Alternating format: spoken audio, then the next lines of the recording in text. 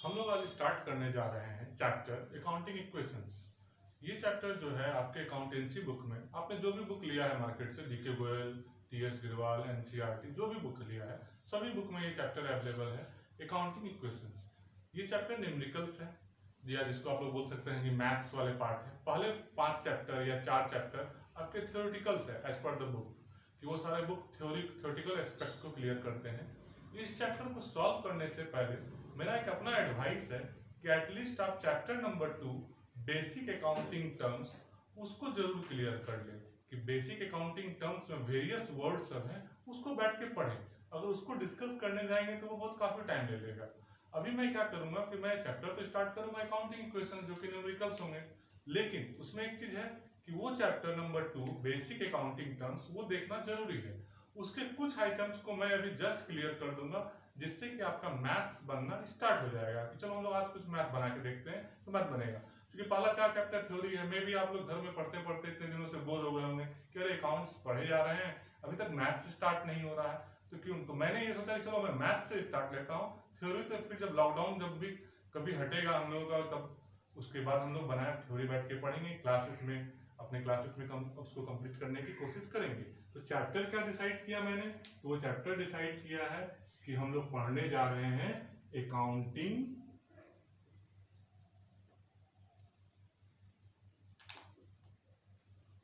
Equation. ये बहुत सबसे हल्का चैप्टर है क्लास 11 में अकाउंट्स में। इसका सिंपल सा फॉर्मूला है asset is equal to liabilities plus capital. ये तो लगा बुकिश सुनने में। अब हम लोग को ये जानना है what is asset, what is liabilities and what is capital. यहाँ 2 वर्ड और भी जानने होंगे हम लोगों को। एक तो वर्ड आने वाला है डेटर्स जो कि एसेट्स के अंदर आएगा, और लायबिलिटीज के अंदर भी कुछ वर्ड्स आएंगे। एक वर्ड आएगा क्रेडिटर्स, इसको सभी को मैं क्लैरिफाई करूंगा। आउटस्टैंडिंग एक्सपेंस, यहाँ एक वर्ड आएगा आपका प्रीपेड एक्सपेंस। ये सारे वर्ड को मैं क्लैरिफाई करूंगा अभी तुरंत। लेकिन इससे पहले हम लोग को सिंपल वर्ड में प्रूफ एक ही चीज करना है कि एसेट्स हमेशा बराबर होता है किसके, तो लायबिलिटीज प्लस कैपिटल के। अब हम लोग को पहले जानना होगा व्हाट इज एसेट्स, फिर जानना होगा what is liabilities and what is capital. Then हम लोग मैथमेटिकल पोर्शन को सॉल्व करने जाएंगे कि इसको सॉल्व कैसे किया जाता है। अभी मैं पेजेस प्रोवाइड करूंगा, पेजेस में बताऊंगा कि what is assets and what is liabilities and what is capital.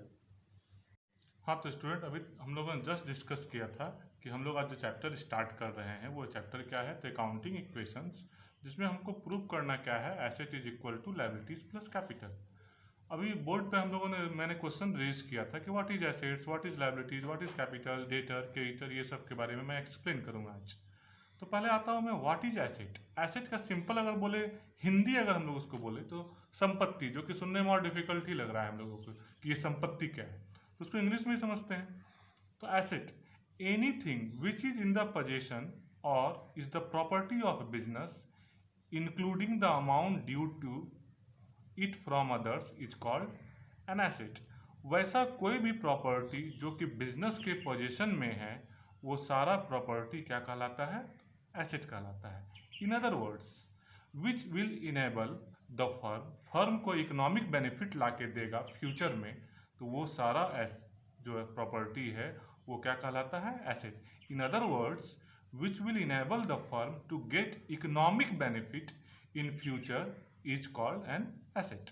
For example, एक building, land and building, machinery, cash, furniture, stock, computer, एक दुकान में आप जो भी चीज़ें देखते हैं विजिबल है, टेंजिबल है, वो सारे चीज़ें एसेट है। वैसे तो अभी एसेट्स के वेरियस टाइप आपको बेसिक अकाउंटिंग टर्म्स में दिखाई देंगे, टेंजिबल, इंटेंजिबल एसेट्स, लेकिन अभी फिलहाल मैंने कुछ एसेट्स को यहाँ पे कलेक्ट किया है जो कि अभी आपको न्यूमेरिकल सॉल्व करने में काम आएंगे।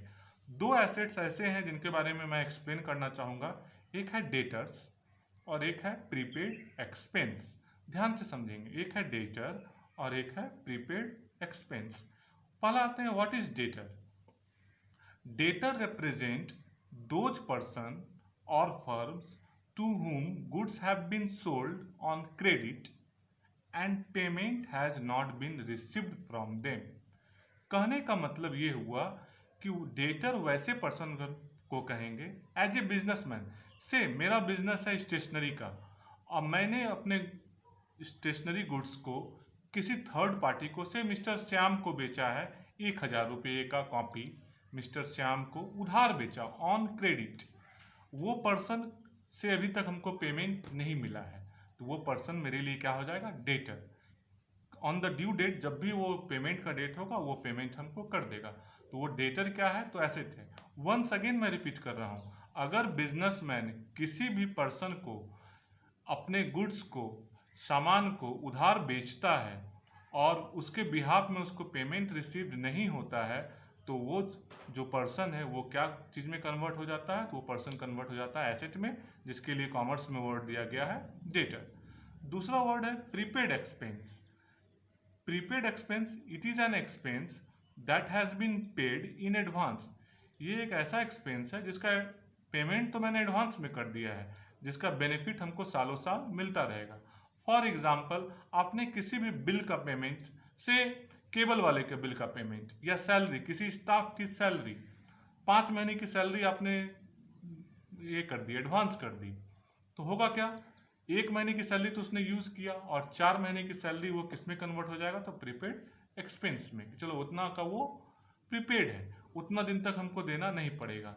तो एसेट के नाम पे हम लोग फिर से रिपीट करते हैं, एसेट वैसा प्रॉपर्टीज़ को कर सकते हैं या वैसे अमाउंट ड्यू को कर सकते हैं जो कि इकोनॉमिक बेनिफिट के लिए है, बिजनेस के लिए है। एग्जाम्पल है डेटर्स है, prepaid expenses, debtors, land and building, machinery, cash, furniture etcetera. Now coming to the liabilities. Liabilities means amount owed payable by the business. Liabilities का मतलब क्या हुआ, वैसा अमाउंट जो कि बिजनेस को चुकाना है किसी थर्ड पार्टी को, बिजनेस को चुकाना है किसी थर्ड पार्टी को। मेनली इसमें आते हैं creditors, outstanding expense, bank overdraft etcetera. इसमें से भी 2 को मैं एक्सप्लेन करता हूं, what is creditor and what is outstanding expense. Creditors just opposite है ये डेटर्स का। The term creditors represent those person from goods have been purchased on credit and payment has not been made to them. Creditor का मतलब क्या होता है, फिर से मैं तो हूँ स्टेशनरी का बिजनेसमैन, अब मैंने किसी थर्ड पार्टी से मिस्टर रोहन से परचेज किया है स्टेशनरी क्रेडिट पे, तो मैं मेरे लिए मिस्टर रोहन क्या हो गया तो वो लायबिलिटीज हो गया। I will pay in the future to whom, to mister Rohan. तो क्रेडिटर्स वो पर्सन है जिससे मैंने ऑन क्रेडिट गुड्स को परचेज किया है और in future I will pay that person. तो क्रेडिटर्स मेरे लिए हमेशा अपने बारे में सोचना है, अपने बिजनेस के बारे में सोचना है। तो आपके बिजनेस के लिए क्रेडिटर्स कौन सा पर्सन है कि जिससे आपने गुड्स खरीदा है, कैसे तो क्रेडिट पे, एंड पेमेंट अभी तक आपने उसको नहीं दिया है। डेटर क्या था, जस्ट अपोजिट, जिसको आपने गुड्स बेचा था और कैसे बेचा था तो क्रेडिट पे, और आपको पेमेंट नहीं मिला था। डेटर एसेट है, क्रेडिटर्स लायबिलिटीज है। अब आते हैं आउटस्टैंडिंग एक्सपेंस। तो आउटस्टैंडिंग एक्सपेंस क्या है, तो it is an expense that has been incurred but not has been paid. That means आपने किसी स्टाफ से काम करवा लिया है और कहा है कि आपको नेक्स्ट मंथ पेमेंट करेंगे, और आपने उसको कहा कि नेक्स्ट मंथ पेमेंट करेंगे, तो ये आपके लिए क्या हो गया, लायबिलिटीज हो गई कि आपको फ्यूचर में आपको पे करना होगा ही। तो ये हो गया आपके लिए liabilities, outstanding expense, just opposite of prepaid expense. Prepaid expense क्या था तो वो एसेट था, इन फ्यूचर वो आपको उतना रुपये का पेमेंट नहीं करना था। यहाँ क्या है, ये लायबिलिटीज है। And now coming to the third words, वो है कैपिटल।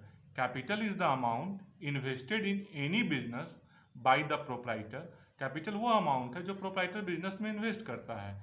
ये किस फॉर्म में हो सकता है, मॉनेटरी फॉर्म में भी हो सकता है, ठीक है, एसेट के रूप में भी हो सकता है। उसके बाद मैंने एक डेफिनेशन लिखा है कि an accounting equation is a mathematical expression which shows that asset and the liabilities of the firm are equal. Asset is equal to capital plus liabilities. एक एग्जाम्पल से हम लोग समझते हैं उसको, भी मैं 1-2 एग्जाम्पल ही लेता हूँ इस क्लास में। से Abhay started a new business and the following successive transactions takes place. Abhay ने बिजनेस स्टार्ट किया कितने रुपये से, तो Abhay started business with ₹1,50,000 as capital. तो दो साइड क्रिएट किया मैंने, एक साइड है एसेट, एक साइड है liabilities plus capital. Capital introduce लिख दिया मैंने, कितना, तो 1,50,000 कैश वाले हेडिंग में, और लायबिलिटीज 0, और कैपिटल में मैंने कितना डाला, तो 1,50,000।